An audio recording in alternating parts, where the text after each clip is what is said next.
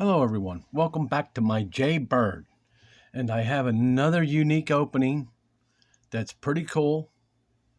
I'm in black, and this is called Nightbird, Jaybird, Donna Bird, Rook Crown Castle to Super Grand 2900 Super Grandmaster.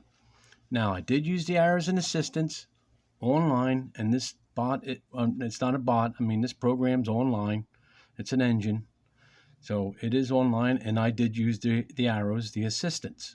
But, like I say, I pick and choose the arrows, and this thing did not tell me how to do this opening or how I did my attack, and this is quite different from the last. And even though the names sound familiar, some of them, but now you get to see at least what a Donna bird looks like. Or well, if you've been checking my videos, well, you obviously would know. So let's get down to it. Okay, with a d4 he goes, e6, c4, f6. Now I lead with the knight, but let me tell you what I was thinking before we even get there. I wanted this knight over here, but because he pushed his pawns like this, instead of jumping my knight here, it could have been, depending where these pawns were pushed, it would have been this pawn and then this pawn. But because he pushed this pawn and that, and then I thought, all right, I want to jump this knight over here. I got time. So f6, c3. And he didn't push this one. I got time to develop. And I was thinking, well, he could still run down his bishop, and we were going to go this way. I was hoping none of this would happen. You know, the smaller bots do this. I mean, the 1800s, the 2000s, the 1700s, the 2100, you know, they're the ones that get so aggressive. This one's, it's aggressive, but it's not aggressive in a way that it just opens up stupidly and starts playing like that. Okay, after e7, f3, I go d6, still not worried because that pawn's not up here. I'm playing this out. I can get my opening in instead of pushing this up. So let's go on. After d6, e4 he goes. Now I push this pawn. After e4, h5, but I push it all the way up. I said, well, I thought, well, why put it here? You might it. You plan on going all the way down here anyway. You might just push it up. After h5, e2. Then I go g6. Okay, and I start off this way. This is not quite the same way. And look, it looks like he's going to castle. It don't scare him. All right, after g6, he castles. I go into the knight's bird. I still leave that knight there. I'm still confident about everything here, what's going to happen. After d7, he goes f4. Now, h7, I put the knight in the corner. This would be the knight corner shield. Would that look? That's what I call it. But the whole video is not called that. But this particular thing, instead of it being like this in a knight's corner table, would be the shield. All right, after h7, d3, I start the attack. Obviously, it's like my typical way. I'm already here, ready to go. See? It's already set. That's why I pushed this up right away, planning on doing the attack, and he castled. So it all worked out. After g5, e3, g4, and I do my normal attack. But it's a little bit different over here how it went and how I move my knight. After g4, d2, f8, but I still shuffle my knight back. And by the way, that last game when I did the knight's 51, that fifth move, that knight, it said it was an inaccuracy. I forgot to mention that to you. And that inaccuracy knight is the one who threw the check, took the bishop, and traded off the knights. Just to let you know. All right, after f8, f4. Nope, I don't take. This is all me. This is what my plan was, to put this over here and push these pawns. Right now, arrows were going all over the place the whole time, but my whole intent was to get that knight over here in this corner. And then do my roundabout theory here. So it's similar to what I did back in 77. You know, real close, but not exactly, you know, it's tough to say because can't remember those games from game to game, but playing like this, I did.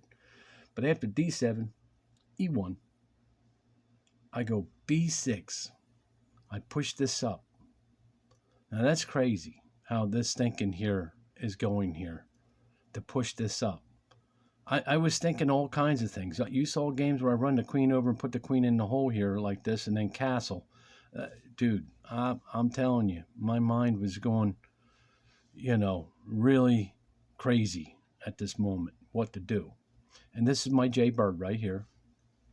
After b6, d5, I bring the knighty up. Now, the arrows had gone all over here, but I says, okay, I'm going to bring the knight up. This is good. This looks good to me. Everything's defended. If he takes, I go here. What's going to attack me? Well, you got this. Let's see what happens here. This is crazy. After g6, d6 takes e6, and then f takes e6. Now it looks like he can push the pawn, threaten this. Let's see what happens here. After e6 takes, he jumps the knight down to b5. b5 takes b5. Into the Donna's bird right now. I can't wait no more. There's no more waiting here. I guess if he pushed, the knight would have went over here and everything would have been perfectly fine. Okay, I just seen that now. All right. It gets tough. That's what I'm saying. It gets tough. The arrows helps me define what to see and how to see it and what it, and how I want to play it too. So I'm picking my arrows and I went to Donna. It didn't want me to go into Donna's bird. And it didn't want me to castle. I said, dude, I know I can do this. There's enough time to do this. And I didn't listen to the arrows on this one. Maybe over here for the knight, but that's about it. I can't. Everything else is pretty much after d7, c1, I castle because I know there's enough here to end move the king and unpin. c6, b8, c1, rookie over c8. And not only that, the knight could jump back for here, but this didn't happen. After c8, he goes g3, bring the other knight up. Remember before in the waitings, knights waiting in that last game? Well, look at this. It's in a different situation, though. And look, it's kind of similar in a way, but it moved differently to do this. After f6, d4, attack h4. But watch how this all goes down. This is a crazy knot right here going to go down. After h4, e5, d5. Check this out. g4 takes, e5 takes, f takes e5, c5. Rookie takes, it's the c5, takes c5, rookie takes c5, g takes, h takes g3. Look at this. This is so awesome. How this, and I'm following along, and I was asking these questions with these arrows. Wait, why can I go? All right, what is it? And then yada yada yada yada yada yada, and then I said, well, it was. Let's go on. It showed this arrow here. I said, what is it? And I'm trying to find. Oh, the check and the queen. Oh, okay. Let's see. After g3, e6 takes, f4. When I saw that arrow, I had to stop and keep looking. Why? I'm losing my queen. What's going on? Oh, a check. If he takes the queen, then it's a check. Oh, man, look at this. Everything's defending everything here. Let's see this. And if he took this way, it gets strange. Watch this. After f4, d5 takes, check, e2. He goes f1. Well, I just figured out why he can't go back here. He'll end up in a mate because the queen, he'll pin himself. And look, I think the queen can run over here and there's nothing going to stop this. I'm positive about this. I looked into that a little bit earlier. After f1, d4 takes. He goes this way, d7.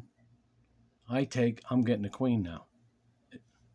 After h2 takes, he goes d4 takes, h1 queen, And once I seen that, I knew game over. E2, G8, D3, D1, C6, H2, F4, E2, and I picked my way of how I'm doing this. After C3, H3, B4, F2, C4, H4, F3, F8. Just kept trying to pin. E3 takes D3 check, and I looked at it. What's going to happen? I could get it. He takes D3, D8 check. Now he's going to lose a piece here somewhere. After D8, he goes D5, G2, pin the bishop, E4, take a pawn, B2, C3. I think I'm going to take, rookie takes D5, yep. D5 takes C3, G5, B4, B6. I took this way because this pawn is clear now. After ace, B6 takes, E6, G4, F6, C5, G6, E6, H5, takes E5, A4, C4, H6, F5, C1, C3, G7, B7, H6, C2, C1, D7, F6, A4 takes, G5, E8, G7, B5, C1, B4, B2, B3, and this was my style, H7 to do this, E3, G7, C1, take C1, take C1, F6, run the other one down, B2, E6, B1, E5, D1, F6, E4, in the rocker now, G7, F1, G8, E2, G2, H8, H1. And like I said, I did lose a couple games before I got it using the assistants, but I mean, I was really thinking and trying to find another approach to my opening to get to this, and I got it. And I played another cool one. Wait till you see this one. I got to download it. I'm downloading this one tomorrow, but the following day I got the Twin Tower for you. Wait till you see this one. Oh man. You saw the tower already in the other game previous, and dude, I got a twin tower up. He fianchettoed and castled the other way, and I bade to get up the twin tower, and it's awesome. Wait till you see that one. But this one went like this, and this is awesome here. This is madness. I had to really look at this to make sure, because I was getting tired of, either choosing the wrong arrows or thinking wrong or something here, but I got it.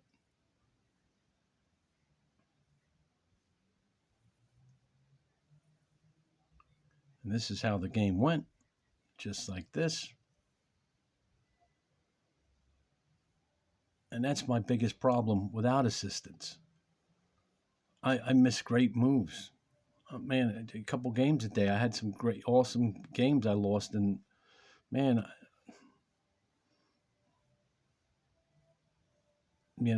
but that's the way it is. I'm trying to get there, but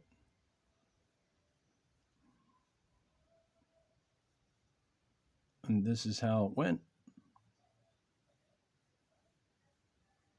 Okay, thanks for stopping by, and we're going to have some more these unique openings and games for you.